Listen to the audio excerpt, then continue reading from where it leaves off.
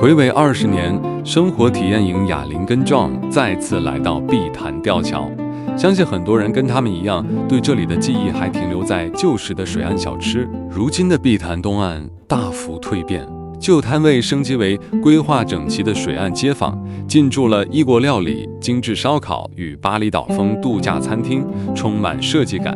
加上夜间耀眼的光雕吊桥与造景装置，氛围浪漫又舒适，非常值得大家再次来感受它的全新风貌。天气再怎么热，雅令就是一定要逛一逛吊桥。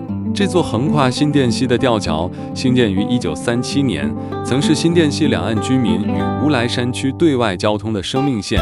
全长约186公尺的钢索吊桥，结构历经多次修缮与加固，不仅见证了新店从早期产业运输到如今观光胜地的转变，更早已被登录为新北市的市定古迹，横跨近1世纪，承载着无数人的岁月记忆。再次踏上碧潭吊桥，随着脚步轻敲木板，晃动间微风迎面吹来。走在桥中央俯瞰，两岸河水碧绿如玉，天鹅船停在岸边，水面波光粼粼，随风划出阵阵涟漪。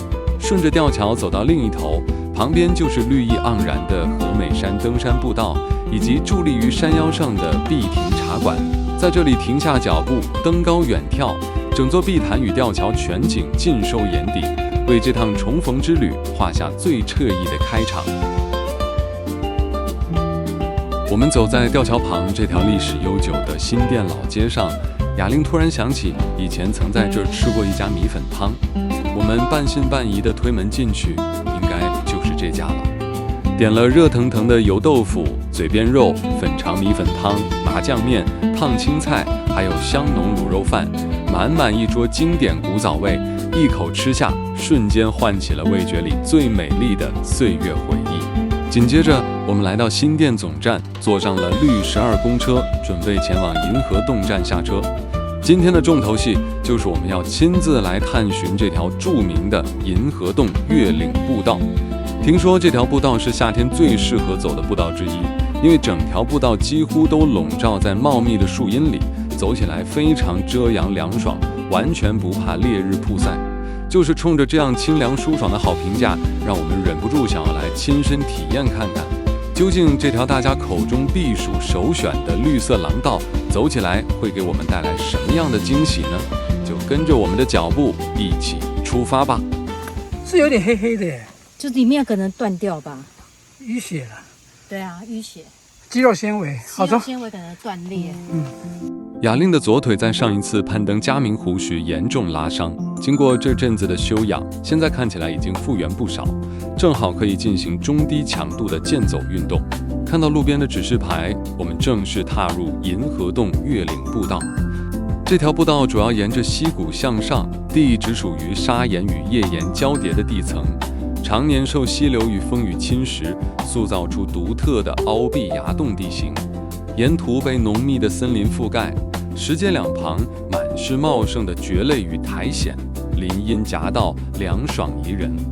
常年潮湿的水汽孕育出丰富的生态环境，每一步都仿佛走在天然的绿色廊道里。随着脚步不断向上，精彩的天然奇景就在不远的前方等着我们。我们顺着这条绿意盎然的石阶步道往上走，其实距离登山口并不远，大约只走了不到半公里，大概300公尺左右，10几20分钟的路程。原本茂密的林荫突然豁然开朗，前方出现了一道白练般的飞瀑。更令人惊喜的是，竟然有一座古色古香的庙宇，就这样深深地夹在陡峭的凹壁之中。张看到这奇特的景象，忍不住惊呼：哇，这难道是台湾版的敦煌石窟吗？接着，雅令兴奋地带头，沿着依山壁而建的陡峭石阶一步一步往上爬，钻进了这座充满仙气的岩洞庙宇里。一进到洞内，雅令先对着配祀的诸佛等神尊虔诚地拜拜。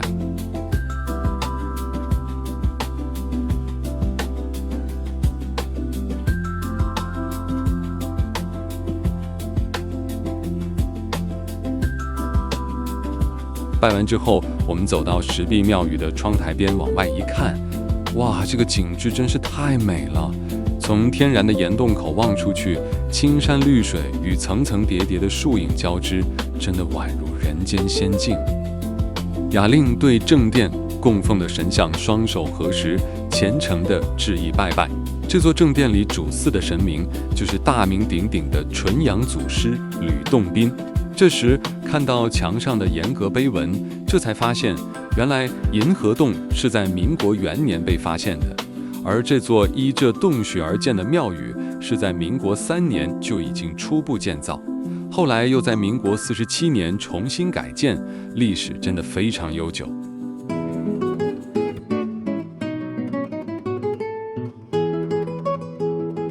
我们顺着岩洞通道继续往深处走，抬头往上看，哇，整条银河洞瀑布就从我们头顶的岩壁由上而下倾泻。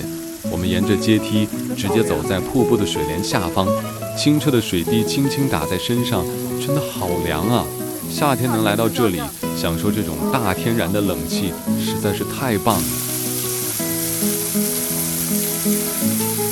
最后，我们沿着阶梯走到了步道的最顶端，在这里的小平台上，同样供奉着一尊神像。仔细一看，这里依然是供奉着吕洞宾的塑像。传说中，这里曾是神仙的住所，瀑布上方的岩石还留有仙人的足迹呢。我们在这里稍作休息，吸收满满的负离子与芬多精。今天的银河洞奇景探险就在这里先告一个段落。接下来我们会继续往下走，迎接下一段的旅程。银河洞越岭步道位于新店与木栅的交界处，是早期连接新店与樟湖地区的重要越岭古道。早在日治时期，这里就是茶商运输茶叶的古道，同时也是防范原住民出没的爱永线，见证了近100年的山林发展史。在地理环境上，步道沿着梅子寮溪谷而建，地质属于陡峭的砂岩与页岩地层，因为常年受流水侵蚀，形成独特的凹壁崖洞奇景。从悬崖倾泻而下的银河洞瀑布，落差高达数10公尺，搭配周边茂盛的蕨类与林荫，构成了一幅天然的仙境景观。哇，这个地方，这里一条路，注意，前面也一条路，这边也一条，然后猫空缆车站，下面也一条。哦，不止哦，这前面有2条，那么多条，这里是写什么？来，这些猫空缆车站，银河洞越岭步道对，然后呢指南路，这张可以记，这一张戴老坑幽人神谷。你看这可以绕一圈。哇，看路标才发现，这里还有连通樟树与樟湖的樟湖环状步道，全长有3.2公里呢。没想到猫空这一带的步道群竟然这么丰富又完整。走着走着，两旁出现了翠绿的茶园，这里可是台湾著名的茶乡，主要栽种的就是灵魂茶饮、木栅铁观音跟包种茶，空气里全是淡淡茶香。整条古道全长才2.4公里左右，一路凉爽遮阳，真的很适合夏天来散步。只是走着走着看到出口时，我们都愣了一下，这个出口怎么直接通到人家住宅的后院了？感觉就像不小心闯进山上人家的家门一样，真的好奇怪又好纳闷。道路到这边来也是到人家家里啊，你看，怎么是到人家家里呢？红蜻蜓，哪里有蜻蜓？哦，可是经过人家家里，这是什么意思？哇塞，这是什么意思啊？没有啊，就只是路而已啊。这怎么人家家里弄成这样子？榕树，年榕树，哪有年？猫空缆车，10分钟。车子，可以这样吗？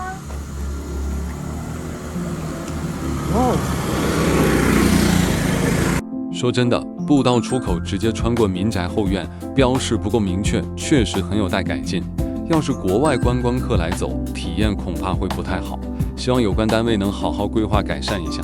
总之，我们顺利走完古道，正式进入猫空啦。随后，我们沿着道路一路漫步，准备前往猫空缆车站附近走走逛逛，感受一下这片山城的茶香与悠闲氛围。去日本旅游，绝对少不了来一支浓郁的抹茶双麒麟。来到猫空这里，刚好看到有茶味双麒麟，雅玲二话不说，立马点了一支茶香味浓郁的铁观音双麒麟，迫不及待一口咬下。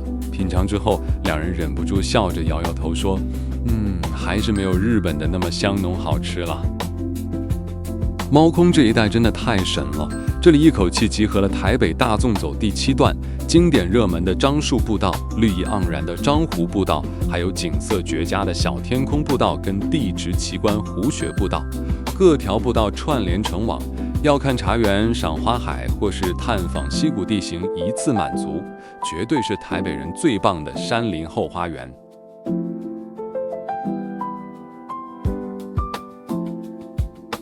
来到猫空，很多人第一个疑问都是：猫空是不是因为没有猫，所以才叫做猫空啊？哈哈，其实完全不是这样哦。猫空这个名称跟猫咪一点关系也没有，它的由来其实跟当地的特殊地质有关。在猫空的溪谷里，岩石长期受到水流携带砂石的侵蚀，形成许多凹凸不平的坑洞，地质学上称为湖穴。当地的台语古音把这种凹坑称为鸟坑，意思就是表面不平，像麻子脸一样的坑洞。后来日治时期取其谐音，才变成了日文中的猫空 Nekoku， 这就是猫空名字的真正由来。这里还有另一个有趣的小故事，猫空可是台湾木栅铁观音的发源地。早在日治时期，张乃妙先生特地从福建安溪引进铁观音茶苗，并在猫空樟湖一带成功种植。从此，这片山头飘散着独特的兰花香与焙火香，也才有了我们今天热闹的茶香文化哦。所以记得猫空要用台语念，才知道它真正的意思。好啦，今天的银河洞月岭步道也是我们夏季最推荐的避暑行程，就要圆满结束咯。而今天的压轴大戏就是我们要亲自坐上猫空缆车，一路搭回捷运动物园站。雅玲说她印象中好像从来没有完整全程坐过猫缆，所以这次要挑战全程体验，整个人兴奋得像个小孩子一样。既然坐上了缆车，就不能不聊聊这条全台湾第一条观光缆车的传奇故事。猫空缆车在2007年正式通车，全长约 4.03 公里，沿途设有动物园站、动物园南站、指南宫站与猫空站4个车站。整条路线巧妙地顺着山势兴建，采用了尖端的自动循环式系统，单程搭乘时间大约只要20到30分钟，就可以把游客从喧嚣的都市底端一口气送上满满茶香的山顶。从缆车车厢里往外看，那个视野真的是绝美，整座台北盆地、地标台北101，还有层层叠叠的绿色山峦，全都在我们脚下。如果运气好，搭到车厢地板全透明的水晶车厢，俯瞰底下几10公尺高的山谷与溪流，那种漂浮在半空中的刺激感，真的会让人心跳加速。其实，猫缆的兴建过程相当不容易。当年为了保护猫空脆弱的山林生态，许多工程材料甚至无法用重型机械开路运输，只能依靠人力与特殊设备一点一滴搬运完成，堪称是台湾工程史上的一大突破。大家最关心的票价也很亲民，目前一般单次票是180元，如果是台北市民或65岁以上的年长者，出示证件更只要50元的优待票价。如果想体验脚底透光的水晶车厢，每人只要再加50元就能升等， CP 值非常高。坐上猫缆真的忍不住想跟我们之前去瑞士搭缆车比较一下。猫缆全程4公里，单程票价只要新台币180元，但如果在瑞士搭乘类似约4到5公里的观光缆车，单程通常要40到50瑞郎，折合台币动辄是1500甚至2000元起跳。相比之下，台湾的猫空缆车不仅景色美、平稳舒适，票价更是佛心到不行，真的太划算、太幸福了。随着缆车缓缓下降，看着山林渐渐转变为繁华的都市街道，我们今天的山林轻旅行也画下了最完美的句点。从新店老街的怀旧美食、银河洞的仙气瀑布、猫空的茶园与步道，最后再用猫缆俯瞰台北的美景，这个充实又清凉的夏季避暑路线，真的强烈推荐大家也来体验一次。